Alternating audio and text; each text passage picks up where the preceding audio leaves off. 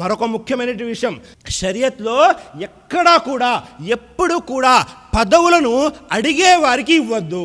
షరియత్లో ఎవరికి కూడా పదవులు ఎవరైతే అడుగుతారో నన్ను ప్రెసిడెంట్గా చేయండి, నన్ను క్యాషియర్గా చేయండి, నన్ను సెక్రటరీగా చేయండి అని ఎవరైతే అడుగుతారో వారికి పదవులనే ఇవ్వద్దు అంటున్నారు దైవప్రవక్త ముహమ్మద్ వారు. అబూ మూసా అష్అరీ రజల్లాహు అన్హు వారి కథనం. దైవప్రవక్త ముహమ్మద్ వారి దగ్గరికి ఇద్దరు వ్యక్తులు వచ్చారు.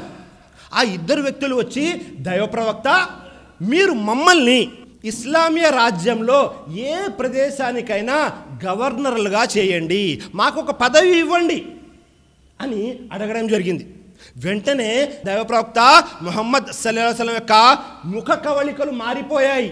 దైవప్రవక్త వారు తెలియజేస్తున్నారు, ఎవరైతే పదవులు అడుగుతారో వారికి పదవులు ఇవ్వడము అనేది మా సాంప్రదాయం కాదు. అల్లాహు అక్బర్.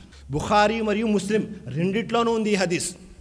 ఎవరైతే పదవులు అడుగుతారో మాకు పదవులు ఇవ్వండి, నాకు ఫలానా పదవి ఇవ్వండి అని, వారికి పదవులు ఇవ్వబడవు అంటున్నారు. అల్లాహు అక్బర్.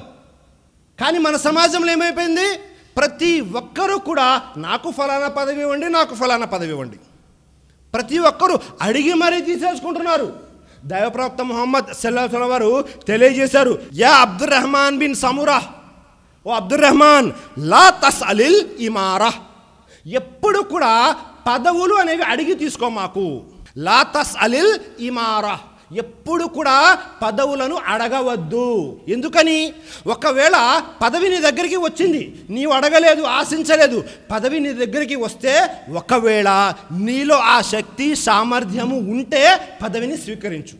ఒకవేళ నీవు దానికి అర్హుడు కాదు అని తెలిస్తే పదవిని సున్నితంగా తిరస్కరించు. అలా కాకుండా పదవి అడిగి తీసుకున్నావు అనుకో, అల్లా యొక్క సహాయం నీతో ఉండదు. అల్లా ఏం చేస్తాడు, నిన్ను ఆ పదవికి అప్పచెప్పేసి వదిలేస్తాడు. అల్లా సహాయం ఉండదు, ప్రజల యొక్క సహకారం కూడా ఉండదు. కానీ అడగకుండా పదవి నీ దగ్గరికి వచ్చినప్పుడు ఆ పదవిని తీసుకుంటే అప్పుడు అల్లా యొక్క సహాయం ఉంటుంది, ప్రజల యొక్క సహకారం కూడా ఉంటుంది. అల్లాహు మనకు అల్లా యొక్క సహాయము కావాలి, ప్రజల యొక్క సహకారము కావాలి అంటే మనము అడగకుండా ఉండాలి. ఒకవేళ పదవి వచ్చిన తర్వాత కూడా పరిశీలన చేయాలి, స్వీయ పరిశీలన చేయాలి, నాలో ఆ నైపుణ్యం ఉందా లేదా అని. పదవి వచ్చింది కదా అని తీసేసుకోవడం కాదు.